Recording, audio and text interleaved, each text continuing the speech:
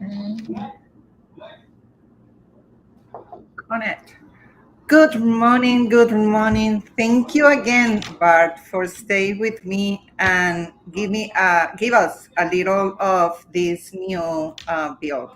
Let me introduce Barton. Bart, stroke. You please let me know when I don't pronounce anything in the good way because my accent is getting awful every time that I spend more time in Miami.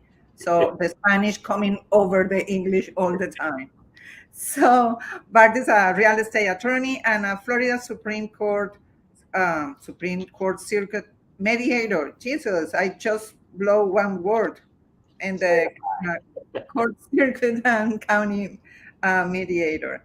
Also, it's a partner in the Stroke Cohen and Zipper, and it's also a title company, Safekey Title and Closings, with office in Fort Lauderdale and Weston. Thank you so much for to be with me as usual. For me, it's support and the base of the knowledge for give to my clients and real estate agents that like to work. Thank you, Jackie. Thank you. So this is an interesting time of the year for lawyers and realtors alike when laws affect real because any new law that's passed by the legislature during the session that ended in May goes into effect July 1st. Okay. So, for example, and these don't have anything to do with real estate, but as of July 1st, you can carry a concealed weapon. Almost anyone, could carry a concealed weapon in the state of Florida without a permit. Oh, Isn't that scary? it is. It If is absolutely. if you are an undocumented immigrant, it's going to be harder for you to find employment in Florida, Okay. and criminal for anyone to transport you in or out of the state. Um, if you use a public bathroom in Florida, you're required to use the ones that line up with your sex assigned at birth. I have Okay. I have no comment on the politics of these. I'm just telling you, I these understand. laws Yeah. go into effect July 1st. Okay. Schools in Florida are going to be starting later, as middle schools may not start their instructional day before 8 a.m. and high schools cannot start before 8:30. Um, Healthcare providers in Florida can deny you service based on moral, ethical, or religious beliefs. I don't even know what that means. If you're a teenager, you cannot drive a golf cart in Florida without a permit or driver's license. Okay. You cannot use TikTok on campus Wi-Fi or on a school or government issued device. And there's something about you can fly some flags and park your boat in back, whether your HOA likes it or not. Um, I'm sure we'll hear more about that HOA one because that will affect Yes. realtors. Yeah. Not on that list was last week or the week before we talked about that people from 7 countries of Mhm. concern were not allowed to own. There were restrictions on them owning property in Florida. The first 6 countries, you were limited to, you couldn't own in an agricultural zone, you couldn't own within 20 miles of a critical uh, facility, Mhm. and the Chinese couldn't own at all. Um, so, reading the bill again this week for a talk I'm about to give tomorrow and Yeah. reading more material, I question because it says you can't own any interest. Does that include a leasehold interest? Can you not lease property in those areas? Okay. That's how it's being read this week, and there'll be more to come on that. But today we're here to talk about everybody's favorite landlord tenant law and the biggest issue that ever comes up in landlord tenant law, the security deposit. Yeah. Um, Section 83.49 of the Florida statutes tells you how to keep the security deposit. More than half the landlords do not comply and keep it in a separate account in a Florida bank by not commingling it. And the other half don't send the proper notice how to claim the security deposit. Yeah. That is one of the most technical areas of Florida law, and that keeps me busy and pays my car payments for me. So now we have a whole new slant on security deposits. We have a brand new statute that goes into effect without forms, section 83.491 of the Florida statutes, which is fee in lieu of security deposit. So what that statute does, if the rental agreement requires a security deposit, how many don't? Yeah. The landlord may offer a tenant the option to pay a fee in lieu of the security deposit. So the landlord could offer the tenant, it's not the tenant's option, it's the landlord's option to offer a fee. Say, okay, you don't have to pay me a security deposit, but you have to pay me a fee of $100 a month. Now, it goes on for 4 pages explaining what that is. So by way of, I can't say 100% that I've researched it, but by hearsay, by anecdotal evidence, by things I've read, this started with a large company that owned a lot of rental properties. Okay. What they would do is they would charge the tenant a fee, and they would use that fee to buy insurance. Okay. That was insurance for damage caused by the tenant. And so the tenant didn't have to put up a security deposit. okay. And pay, I don't know, $40, $50, $60 a month, I've seen it, to cover the insurance for those damages. And what happened if there's no damage? What? What happened if at the end of the lease is no damage? Not a security deposit, it's a fee. Okay, so never will see again. You have a term life insurance policy and you don't die in those 20 years. You don't get your money back. Okay. Okay? What if you pay for health insurance each month and you don't get sick? You don't get your money back. So you buy an insurance policy, there's no damage. But the tenant didn't have to put up an extra month or 2 months of security deposit. So it made it easier for the tenant to move in. We know how many tenants today don't have first, last, and a security deposit. And I have a lot of landlords that after COVID, they don't collect the last month, but they collect 2 months of security deposit because of some damage that they have on the property. So now I've told you the simple version. Okay. Now we get to the complex version. And there is no form printed yet that's approved for realtors to use to put this into effect on Sunday. Is that when July 1st is? July 1st is Sunday, yes.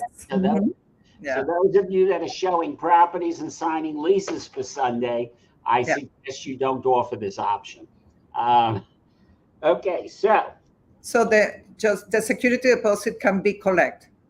It's not like the tenant, the landlord will be imposed just a fee, so he can collect the security deposit and not the fee. Everything exists the way it is today.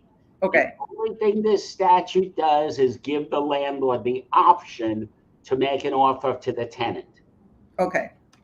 There are a lot of ifs, ands, subject to notices and everything. So the landlord could make the option of paying a security deposit in monthly installments in an amount that's agreed upon while there is a fee. So that's option number 1. Okay.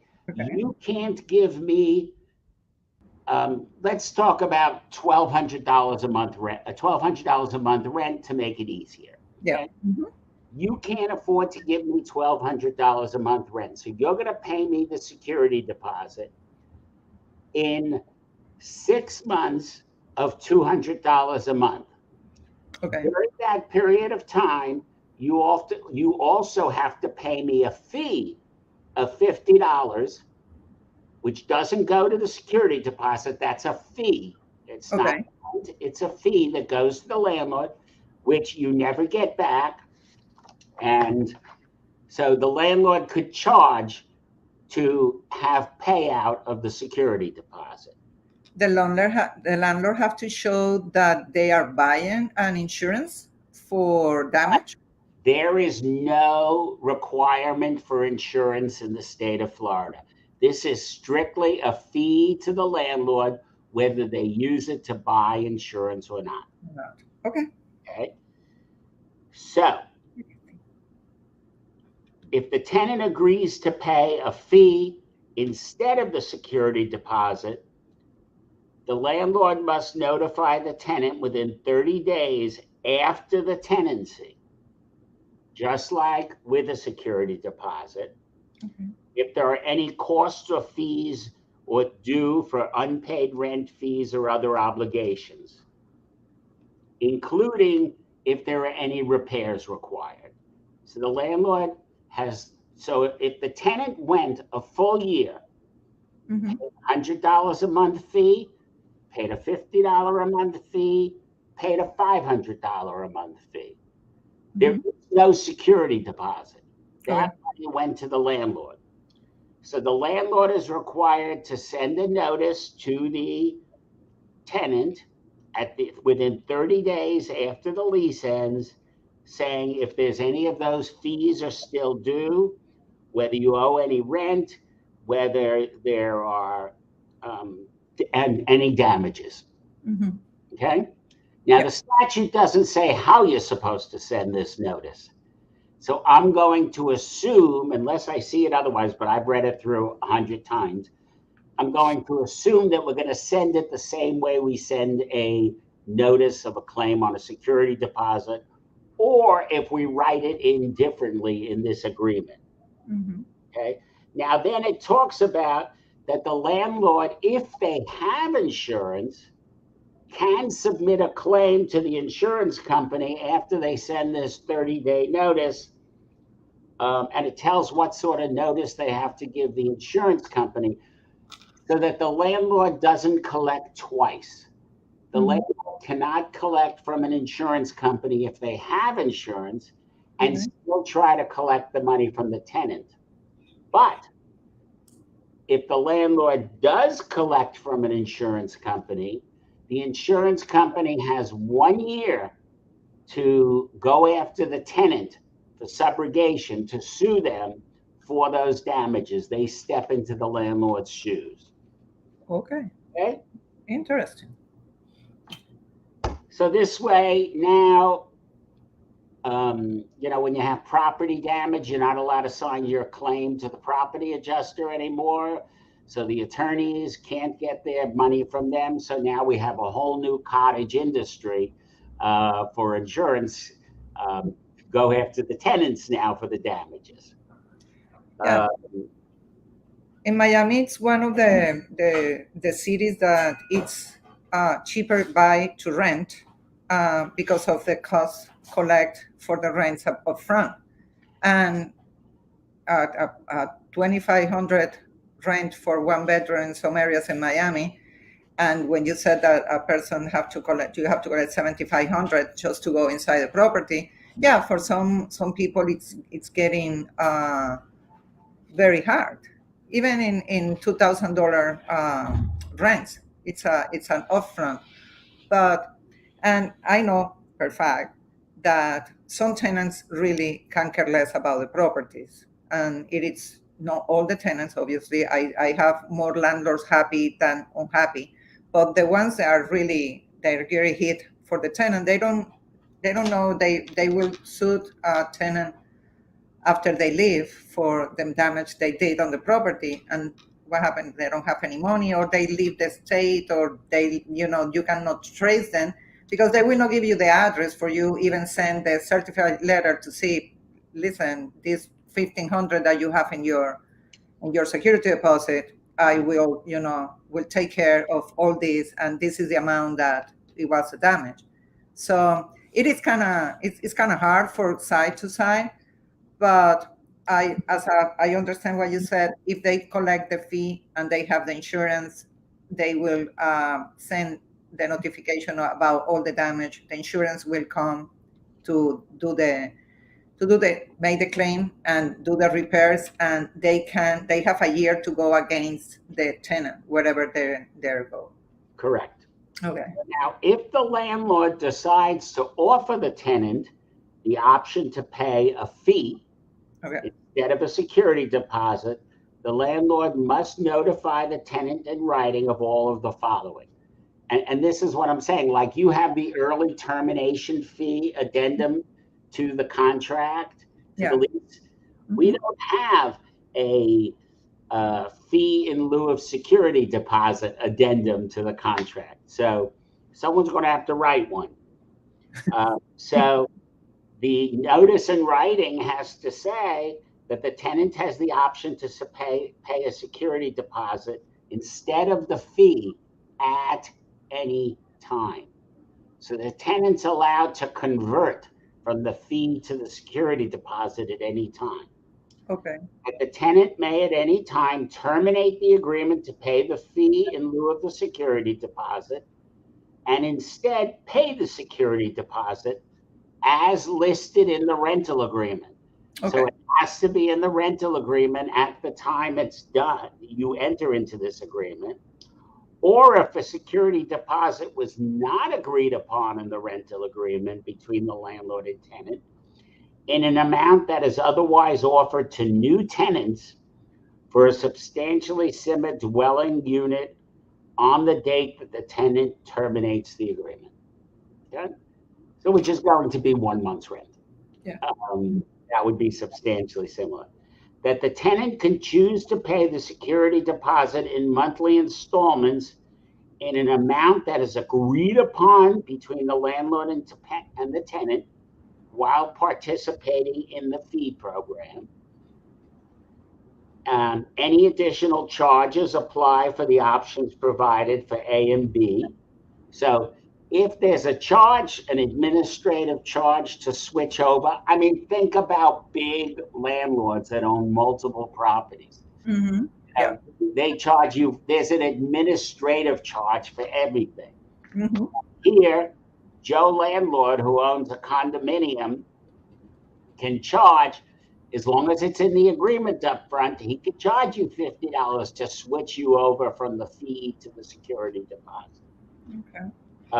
The amount of payments required for each option the landlord offers, that the fee is non-refundable if applicable. So it's landlord's option, that fee is non-refundable. Okay. The fee is only for securing occupancy without paying a required security deposit. Okay? You don't want to pay a security deposit and you want my unit, you got to pay a fee. And that's the purpose of this fee. That the fee payment does not limit or changes the tenant's obligation to pay rent and fees, if any, under the rental agreement, or limit or change the tenant's obligation to pay the costs of repairing damage to the premises beyond normal wear and tear. Making it clear that this is not a security deposit. Mm-hmm. You're going to be responsible for wear and for damages. And that if the landlord uses any of the fee portion to purchase insurance, the tenant is not insured as a beneficiary on that insurance coverage. Of course. The landlord will be the beneficiary of that. Correct. Mm-hmm. Now, if the tenant decides to pay this fee in lieu of a security deposit, a written agreement to collect the fee must be signed by the landlord or the landlord's agent and the tenant. And the written agreement may not contain any clause that contradicts. You can't have any clauses that would not be allowed in a lease anyway. Okay? Okay. There are 2 sections of the Florida statutes that says you can't have any clauses in the lease that violate or restrict tenants' rights. Okay? You can't put in a lease that the landlord doesn't have to hold the security deposit in a Okay. separate account. because that's a tenant's right. Okay? Okay. You can't change a 3-day notice. You can't eliminate that. You can't impose self-help. Those are all things that are barred by those statutes.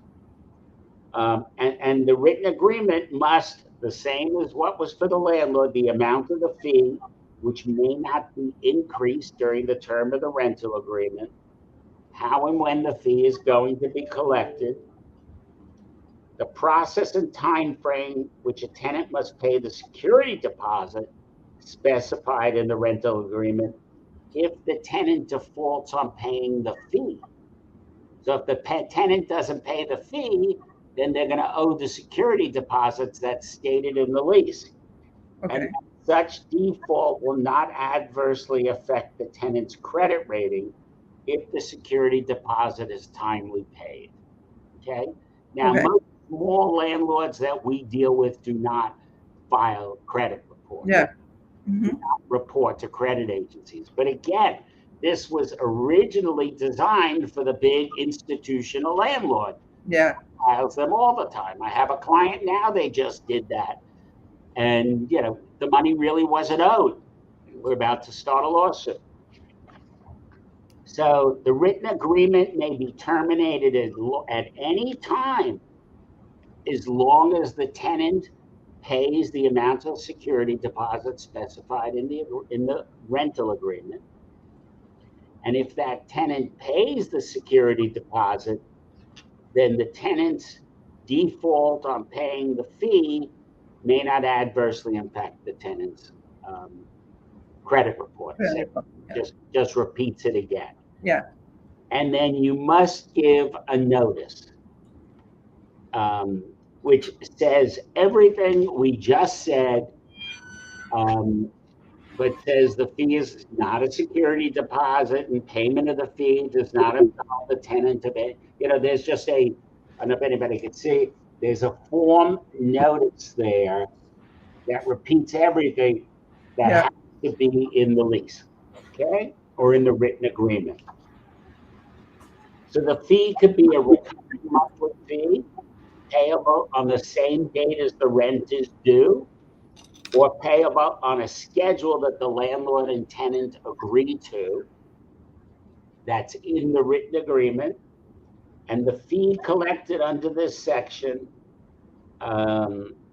or an insurance product or a surety bond that the money is used for is not a security deposit. Okay. Okay, it's not. And the landlord has the exclusive discretion, the landlord's choice, to offer tenants the option to pay a fee instead of a security deposit, and is not required to offer that to a tenant. There is no requirement that the landlord do this. However, if the landlord offers a tenant the option to pay a fee in lieu of security deposit, the landlord may not use the prospective tenant's choice to pay or offer to pay a fee in lieu of the deposit as criteria in the determination to approve or deny the application for occupancy. Okay. The landlord must offer all new tenants renting a dwelling unit on the same premises the option to pay a fee in lieu of security deposit, unless the landlord chooses to effectively terminate the fee option for all new tenants. So what this does is you can't use this to violate the Fair Housing Act and discriminate. Okay. Mm-hmm. That's what the intent of that was. Is it written so well? No. But you can't discriminate. If you're going to do it, you're going to do it. For everybody has that option. Now, again, how many of our clients, yes, we have people that own duplexes and fourplexes and small numbers of units that we work with, Mm-hmm. but the institutional type landlord, that means a lot, okay? There's no requirement. It specifically says the landlord does not have to use that fee to purchase an insurance product or a surety bond. This does not prohibit a tenant from being offered or sold an insurance product or a surety bond to present to the landlord in lieu of a security deposit if the offer or sale of such product or surety bond complies with the laws of this state. So the tenant could go out and buy an insurance policy. Look, say, hey, I can't give you a security deposit, but I'm paying $45 a month for this insurance that covers you. I don't know what landlord is going to accept that, not reading the insurance and not knowing if the tenant is going to make the payment every month. But so as an agent, we don't can have this as an option for a tenant or offer to a landlord if we are working with a tenant that doesn't have all the money. so it's the landlord's option to do it, but a tenant can certainly offer it Okay. as an option. But it's the landlord's decision to accept it or not. And if the tenant comes with a insurance damage policy that said, I have this, I can put in your name. It's also, well, it will be based like a, for each situation, we may have more options to. Okay, I'm a landlord. Yeah. I'm renting you my duplex that I live next door or I don't live next door for $2,000 a month, and you present me with an insurance company from Cockamamie, insurance policy from Cockamamie Insurance Company. Do I, as that landlord who owns a duplex, know what that insurance policy covers? Yeah. Do I understand all of the terms of it and the exceptions and how to make claims and everything? Yeah. No. Sorry. No. So now this may create, again, a new type of policy in the state of Florida, that some insurance company that'll say, hey, look, tenants, for $45 a month, we'll give you an insurance policy that covers your landlord. And does the landlord really want to get involved in that? And the notice and having to file the claim and all that. But, for a $2,000 security deposit, and how much is the damages limited to in the policy? If the policy is going to cover $10,000 in damages, that may be worth it. Because we know one flood in a condominium could cover the damages. I have a few questions here. Teresa says, is there a company that wills surety bonds to residential landlords of one residential property? I have no idea. Need to talk to an insurance agent. She said, I have inquired about this before. Most are for only apartment buildings. What about the landlord who, do they even do this, or how they make bill without the availability of the product? Well, first of all, you're assuming the legislature thought about it. You're assuming the legislature researched it. Basically, this was taken from somewhere else that had insurance policies and put into effect here, saying you don't need an insurance policy. And those policies probably do not exist in Florida yet. And so those, until we find out about it, those landlords in the smaller landlords are not accepting, and the tenants can't get an insurance policy. And Didan is asking, basically said it's all landlord's decision for do this. So it's a landlord side to decide to use a fee or a security deposit. Okay. I mean, look, so let's say we have a condominium on Brickell that's renting for $8,200 a month. $8,200 last month. And instead of security deposit, what am I going to take? Is $100 a month fee. doesn't do me any good as a landlord when I would rather have $8,200 as a security deposit. I'd Yeah. rather have 16,000 because a lot of damage could be done. So At the end, have to make sense if the insurance will be cover the most of the amount of any damage inside a property and the value of the property. right, there's no requirement for insurance, and for the most part, for the basic average landlord of a small landlord, it doesn't exist. Yeah. Mm-hmm. Yeah, a landlord who is dealing in some areas in Florida where the rents are high, but not that high like here, charging if a family is paying 1,800, charging an extra $100, it's maybe not renting the property if they have to do every month, or it will not cover either the damage of whatever can be done on the property. So my first thought was, wow, this is a good idea for the landlord because now I don't have to have a separate account to keep the security deposit, and I'm not required to send that notice claiming the security deposit at the end. But you still have to keep the last month's rent Yeah. in that escrow account. So it's not really, that beneficial. You still need the account. So, Dylan is asking if landlords does own house, if they own more than one house, they have to do when they put in one house, they have to do in all the rents, or it's just it's optional for wherever is the property. No, it's only if the dwelling unit is in the same premises. Okay. So if I own a duplex and rent both, yes, if I do it in one, I have to offer it in the other. Okay. But if I own separate single family homes or separate condominiums, maybe not in the same building,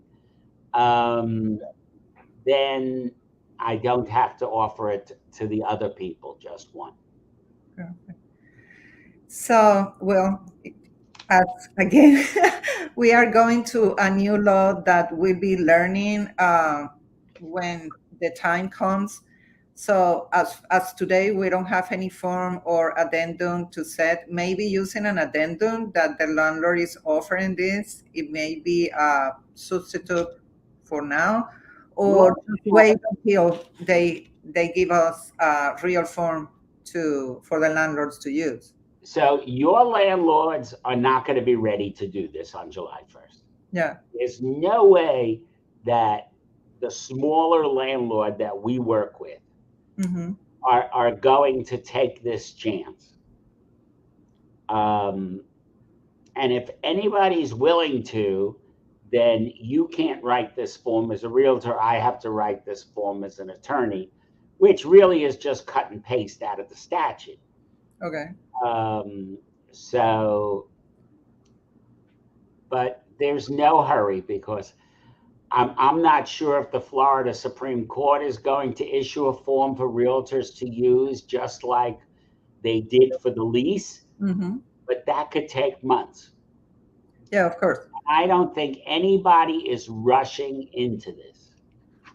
So I think the legislature's intention was to make it easier for tenants to get into property with less money up front, but I don't think anybody thought through the reality of the situation. So just like foreigners owning interests in land in Florida, next year we'll see a glitch bill that makes some corrections to this. Yeah, usually. So Teresa said that it's appeared this is for commercial brokers. This is in the Residential Landlord Tenant Act. Okay. Commercial could do anything they want by contract. Yeah, that's a different animal. It's a much smaller section, the commercial section. Yeah. Anybody's interested, that's part 1 of Chapter 83, and the Residential Landlord Tenant Act is part 2. So I think that's all the questions. So, wow, it put me thinking. I really love all this because it give you some ways to feel for a solution. Okay, Teresa. Okay, okay. Well, time to start an insurance company and offer this product to NAR. That may be a good idea, Teresa. So. Um, it the same that the other bill put me in my brain to work and find a map right now to use if this if my situation comes like for any other or other realtors to know, you know, and complain with a law and we don't have any forms or how to go to. So I just I like to be aware of what is happening and be prepared and just wait, you know, for the, So I you have know. two things to say about that. First of all, as to Teresa, who asked about setting up the insurance company. So doing landlord tenant law, we'll make a claim on the deposit for something, and the tenant says, that was like that when I moved in. So what insurance company for $44 a month wants to get involved in those sorts of fights when, you know, so there's going to have to be some very good picture taking and notes and walkthroughs and everything. And as to the forms that are required, so remember that in the chapter 692, which talked about foreign ownership, the law directed the Florida Real Estate Commission to come up with a form for buyers and sellers, an affidavit to sign that everybody to their knowledge is in compliance with that law, that the buyer is not covered by that chapter 692, that they're allowed to own property. The buyer and the seller need to sign that. But, you know, it goes into effect Sunday. Have you seen that yet? No, I don't even have any email that comes for the Florida Association of Realtors that said we have this from and this is coming. I just received one email to open the door for me to read and begin to make phone calls to try to understand what it's coming. So So our title underwriter, for purposes of closing, has promised us that if we don't, if FREC doesn't issue, if it was FREC or Florida Realtors, one or the other was ordered to do it. Florida Realtors was supposed to do the one when you sign a contract, and FREC was supposed to come up with another one, but the our underwriter is preparing them for us. They will have them ready for us by Monday morning. no? At least the affidavits that we're in compliance. I mean, that's easy enough. It's one sentence. I will encourage everybody that see us live here and later in YouTube, LinkedIn, and here in Facebook that will stay. And if you have any question, please contact Barton. I have the office phone number 954-659-2220, and also it's the email that you can contact him with any questions. If the title company safe key closings, safe key title and closings will be prepared for you for all your buyers and sellers that are coming with a new build, and also for this new fee in lieu of the security deposit. If you have any question, I just put you in top because it will be a lot of open the air questions, and I know big companies will they, like you said, they charge forever. They charge for the AC air filter. They charge rent insurance. They charge for everything. So they may already have some way to charge for this.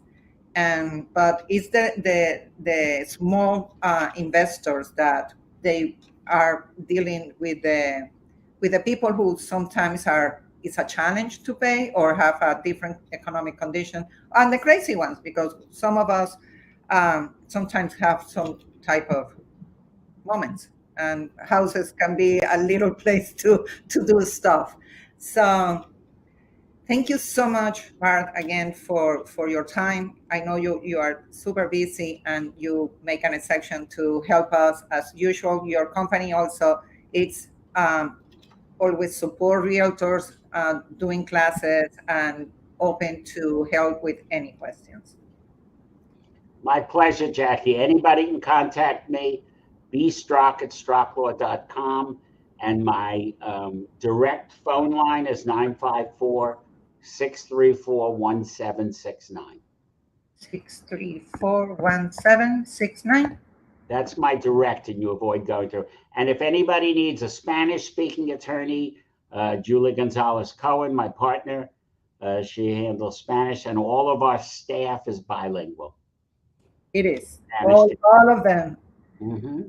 Elizabeth Laverde said, you are my best attorney. I hope I'm our only attorney. Yeah. Well, you for me are you are the best of what you do, and always has, if it's not at the time I call or send an email, you always answer any question and any situation I put through. Sometimes no easy one, but thank you again, and Okay. let's see what's coming. So we can make again. Okay. Bye-bye, everybody. Have a great day. You too. Bye.